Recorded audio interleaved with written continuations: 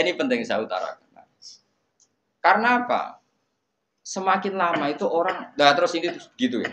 Saya ini kan baca kitab banyak sekali. Itu tadi saya sudah buktikan sholat sudah ada 5 mungkin. Tak teruskan.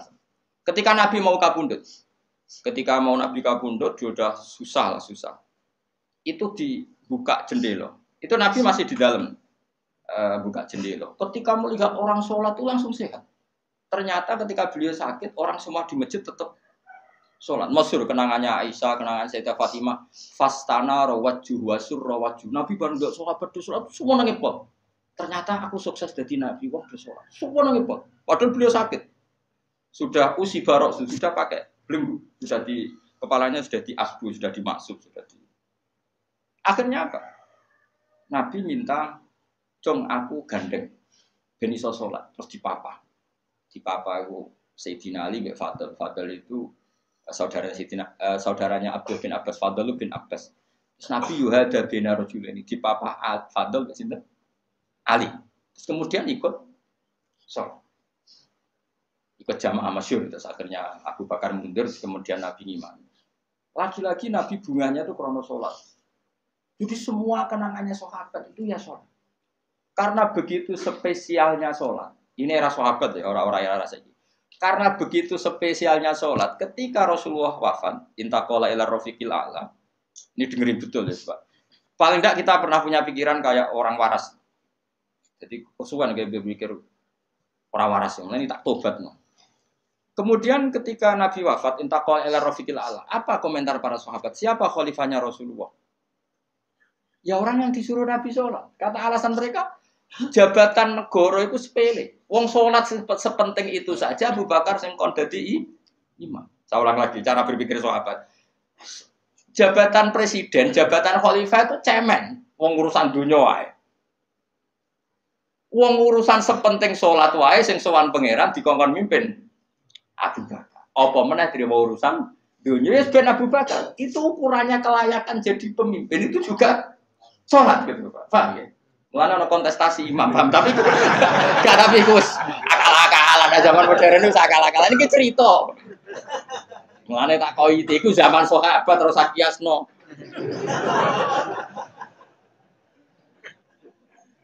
Tapi sampean pernah dengar toh ketika sahabat milih Abu Bakar alasannya apa? Karena Abu Bakar ditunjuk ngimami sholat.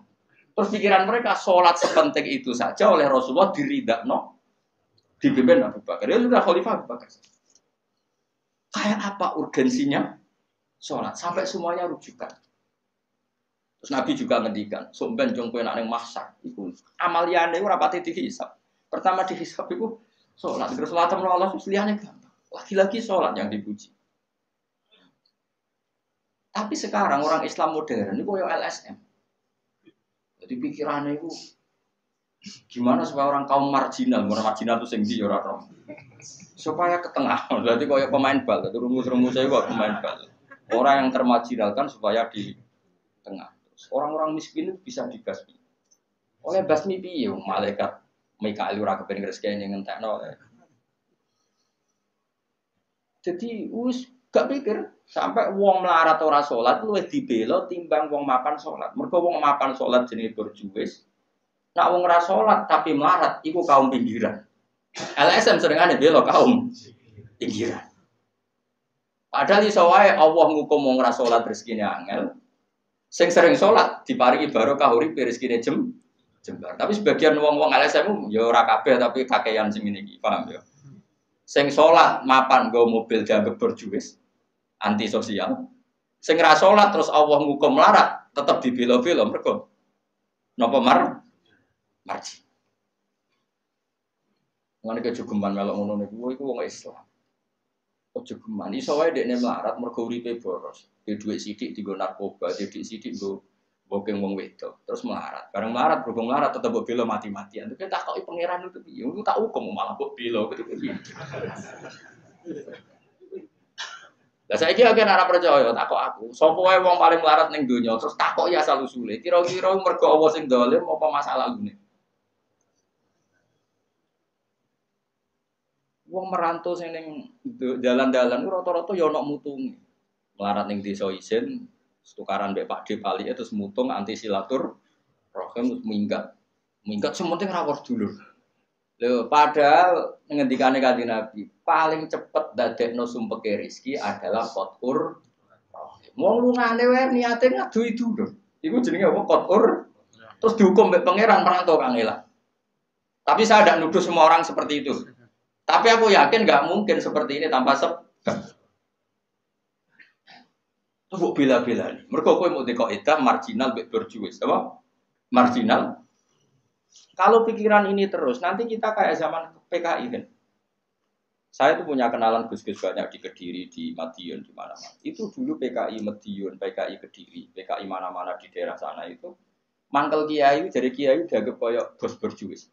Santri yang kerja ngurumat apa kebon. Kiai ini tengok-tengok neng omah untuk setoran. Jadi nganggep kiai koyok ketua geng. Mergo kiai ini neng omah tengok-tengok mulang. Enggak santri ini ngurusi kelapane, ngurusi panenane terus disetor. Nah, makanya darane kiai ketua geng. Terus yang dia gue bilang kau apa? Melarat. Kau melarat itu bukan ngelak. Akhirnya gerakan sama rata. Itu korban pertama PK. Mereka dia ora ro ibadah. Jadi wong sing diparingi jebar kayak kula ini kan mulang. Terus rugen salam template. Dianggap kok ketua preman terus setoran ngono ae. Yo mati yo jenenge wong bingung kabeh diprovokasi ngono iku yo. Mati. Akhirnya pertama yang dilibas PKI yo kiai, perkarane provokasine ngono iku.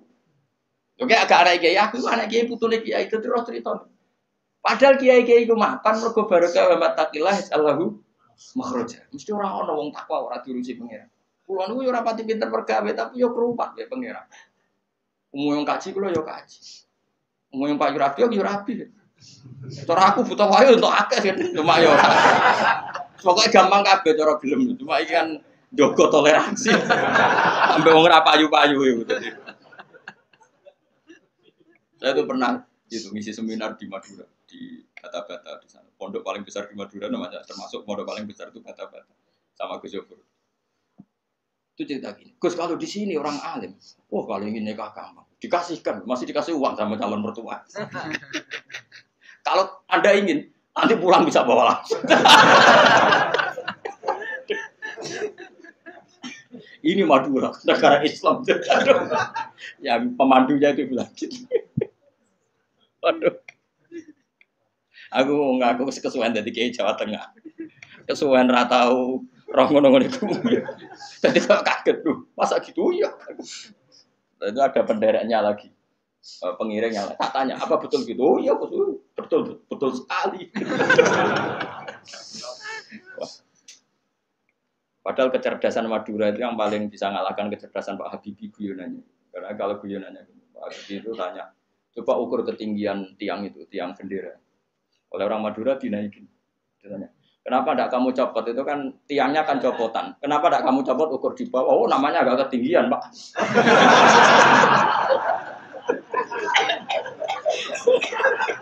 Makanya guyonannya, ya itu guyonan. Habibie itu belum pernah debat kalah kecuali ngadu orang.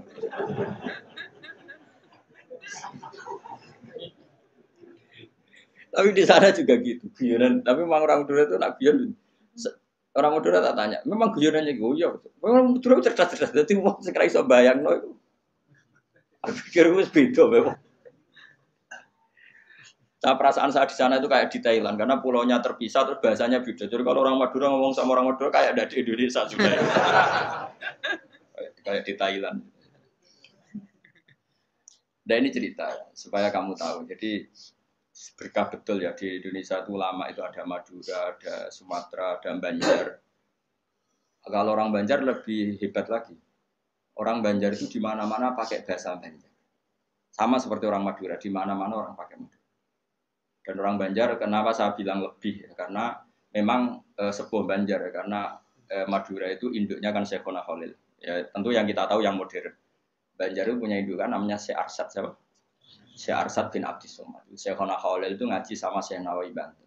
Padahal Syekh Nawawi Banten masih ngaji sama Syekh Arsad bin Abdis Somad teman Banjar.